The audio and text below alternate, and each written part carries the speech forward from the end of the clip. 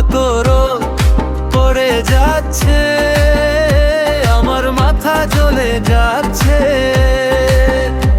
আমার ট্যান পড়ে যাচ্ছে, আমার মাথা জ্বলে যাচ্ছে।